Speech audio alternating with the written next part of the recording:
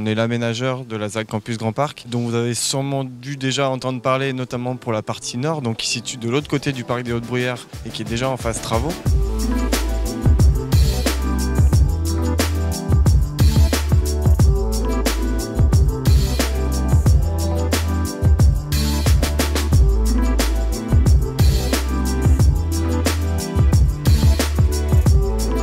Ici, on est sur le parti sud, qui représente quand même un tiers du projet.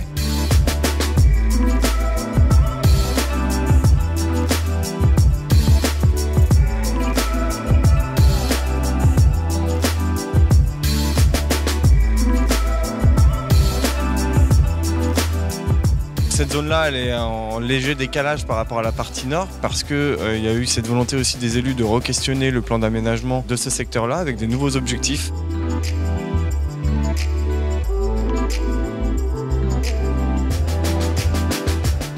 Le souhait de la ville, c'est de retravailler le projet pour conserver ces terres. Ce qui est aussi intéressant, c'est qu'on a un patrimoine agricole qui est rare aussi.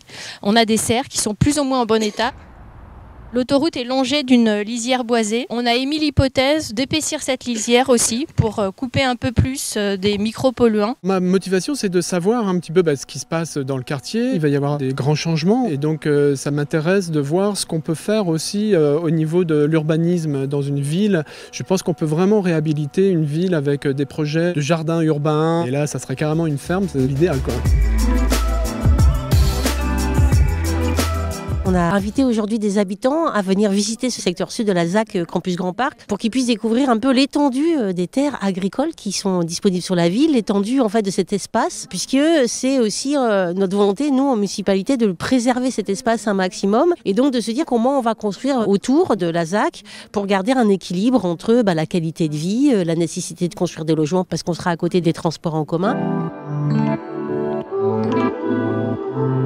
Et puis de se dire de cet espace vert, comment dès à présent le travailler ensemble. L'idée étant d'ouvrir au printemps sous la forme d'un urbanisme transitoire avec quelques projets justement pour commencer à l'ouvrir aux habitants. La question qu'on se pose, c'est la place de la voiture. On est plutôt dans l'idée qu'on apaise beaucoup le quartier. Et l'interrogation de la place du véhicule dans la ville à l'heure actuelle, on sait très bien qu'un véhicule ça pollue, c'est aussi demain, je dirais, l'accélération du véhicule électrique dans la ville, parce que là vous avez vu qu'il y a beaucoup de bornes qui sont en train de s'installer. Il y a toutes ces questions là autour.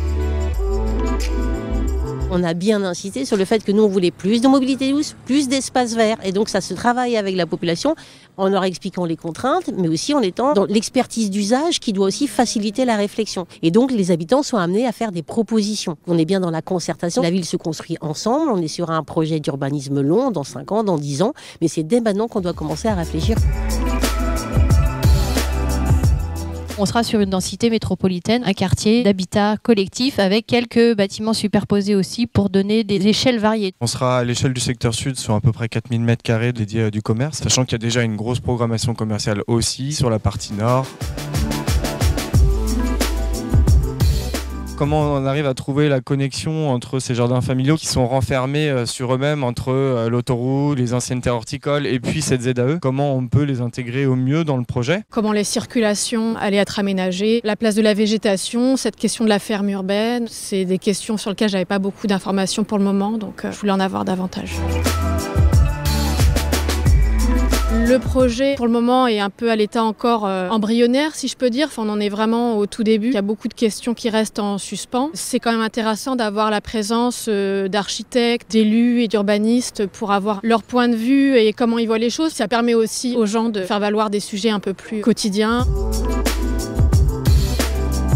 Je suis assez surprise des espaces verts qui sont là juste à côté de l'autoroute. Je ne pensais pas que c'était aussi grand. Je savais pas qu'il y avait une activité d'horticulture historiquement sur ce lieu-là. Donc j'ai appris plein de choses. J'espère que ça va aller dans le bon sens. J'aime bien l'idée de prendre le pouls de la population, de savoir ce qu'on va faire et de se dire on a écouté un peu toutes les bonnes idées des gens du quartier. C'est un premier temps d'échange aujourd'hui. Il y en aura d'autres sur 2024.